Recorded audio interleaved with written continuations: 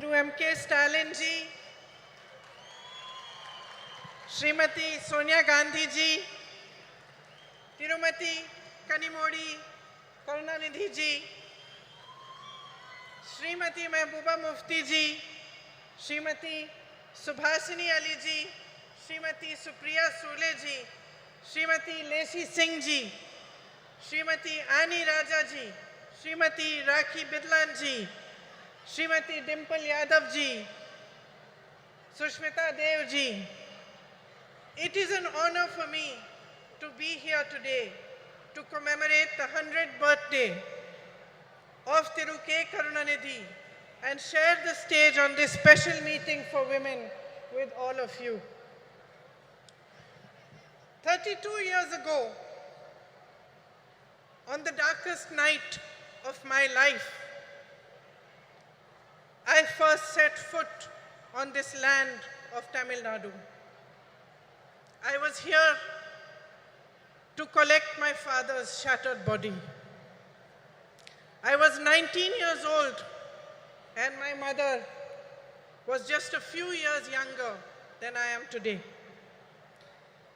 As the door of the plane opened, the night grabbed us and drew us in. But I was not afraid of it because the worst thing I could have imagined had already happened. A few hours earlier, my father had been killed.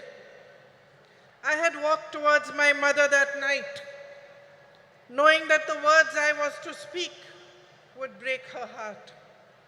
Yet I spoke them, and I watched as the light of happiness was extinguished from her eyes forever. We walked down the stairs of the plane onto the tarmac of Minambakam Airport Terminal, shocked and alone. Then suddenly, as if sent by the embarrassed gods who had failed us, a crowd of women dressed in blue saris surrounded us. They were ladies who worked at the airport. They held my mother in their arms and cried inconsolably with her as if they were all my mothers, as if they too had lost their beloved. In those shared tears, a bond formed between me, between my heart and the women of Tamil Nadu that I can neither explain nor ever erase. Ningal Daniyen Thai, Ningal Daniyen Sahodari, Inge Uguludan, Irupatai, Nan Perumayag, Karudugiren, Indri Nan, Namannai Varai Patri, Pesapogiren, India Natin, Pengalai Patri, Pesapogiren. I am here to remind you that we are the strength of this proud and beautiful nation, which is our motherland. My sisters, no matter how rich we are or how poor we are, no matter whether we live in big cities, small towns, or villages, no matter how well educated we are or how much lack of opportunity we have faced, we are the bedrock upon which our families and our societies are built brick by brick. We are the ones that carry the weight of our society on our shoulders. We do this with grace and courage. We do it with tenacity and strength of will, and our capacity to absorb pain and suffering is immense. We are proud of these qualities which have been passed on in our bones through generations and generations of oppression.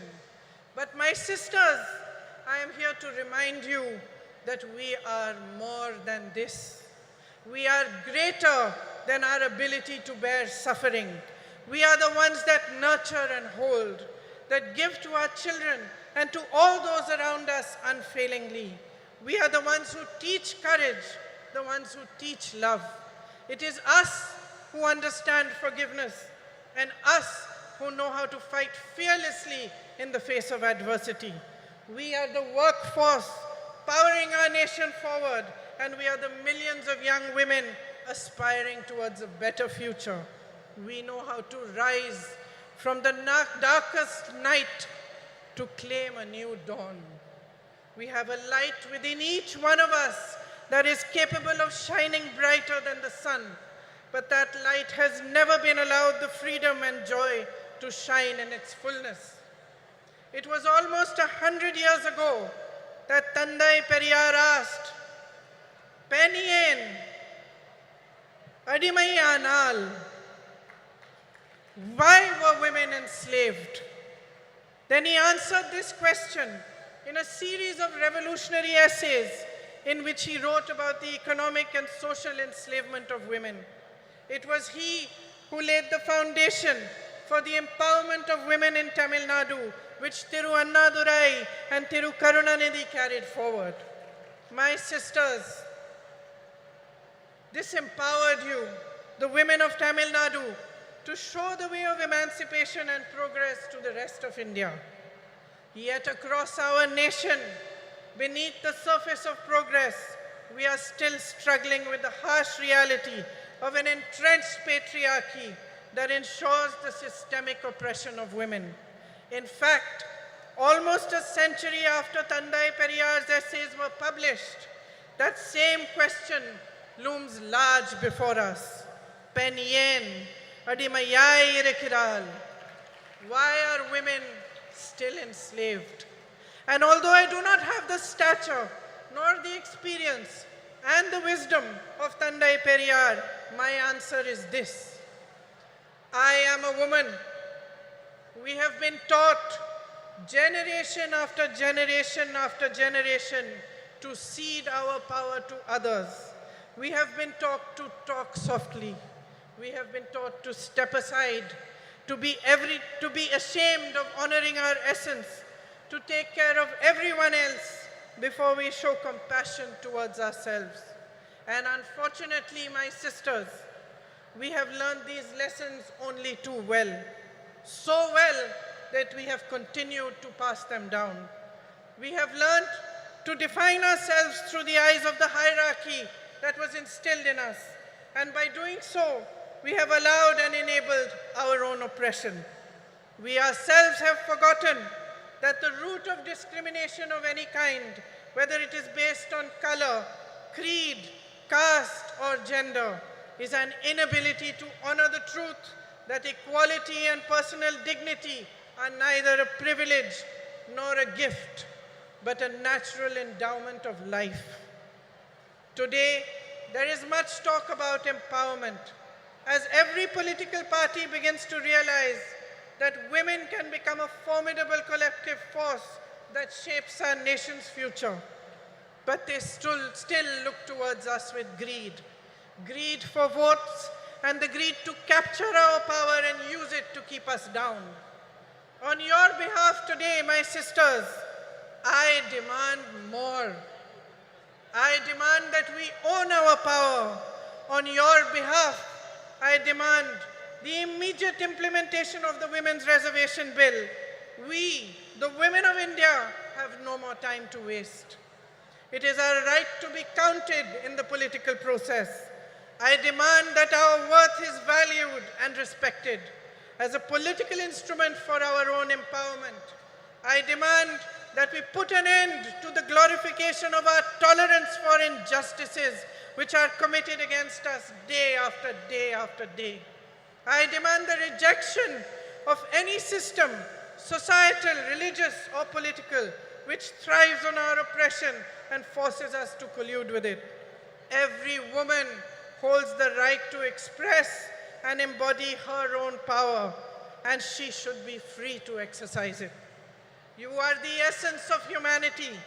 Each one of you, standing exactly where you are today, have the power to change your lives, but only if you deeply understand the unbridled potential of your sisterhood.